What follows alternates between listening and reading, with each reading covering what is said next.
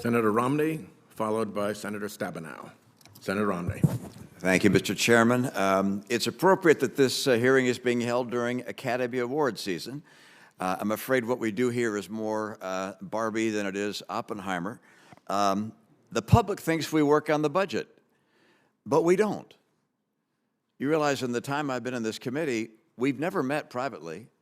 We've never come together and negotiated and given some give and take and come up with proposals to somehow get us closer to a balanced budget or deal with the debt. Frankly, the only time we meet is in these hearings.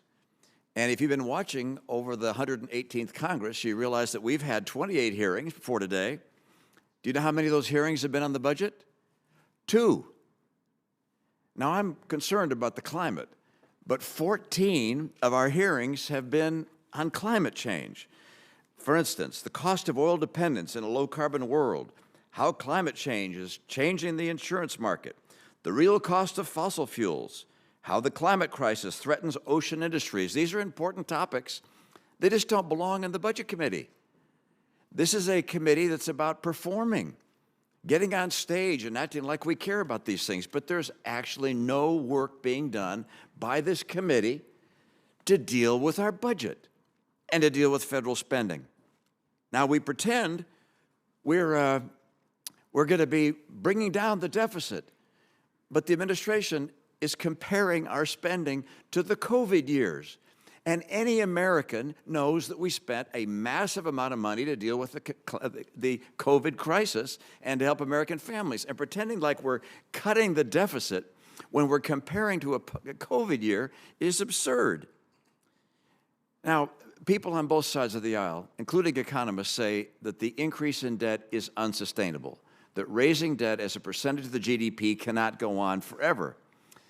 And we're apparently not in the position to do the job because we won't even meet to talk about it.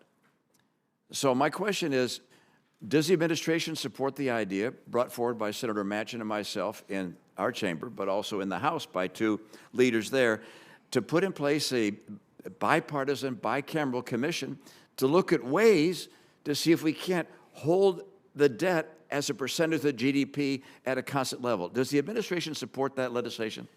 Senator, there are lots of commissions. The Budget Committee just passed a fiscal commission.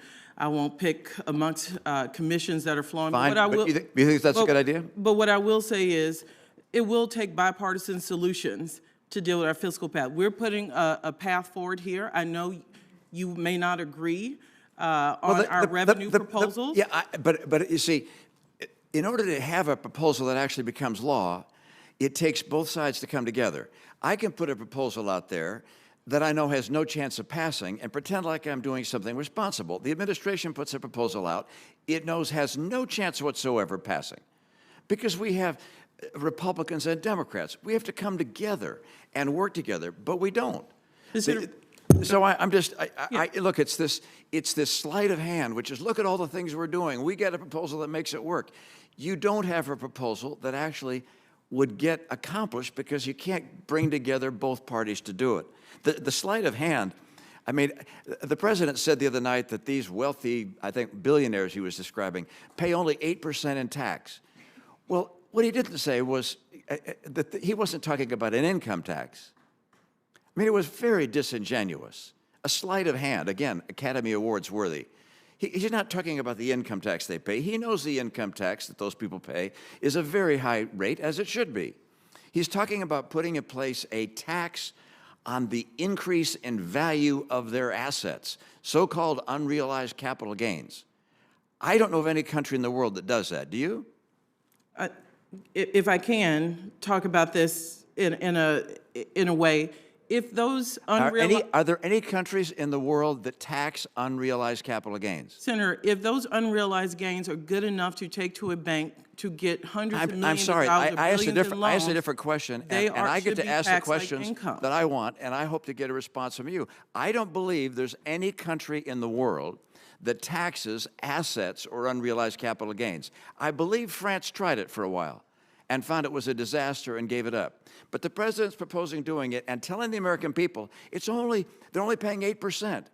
They're not paying 8% on their income. That's disingenuous. And by the way, I think it's the stupidest idea I've ever heard. Would devastate our economy.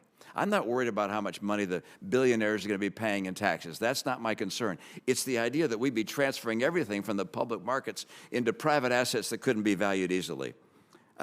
Look, I would describe as well the other proposals made sounding as if they have a chance of passing. They don't. We need to work as a committee and as a Congress to stop acting for the cameras and start working for the American people to finally deal with the massive deficits and debt that we have. And that's not happening. That's why Senator Manchin and I have proposed a bipartisan, bicameral commission to finally tackle this before it becomes such a crisis it can't be resolved without calamity. Thank you, Mr. Chairman. Thank you very much.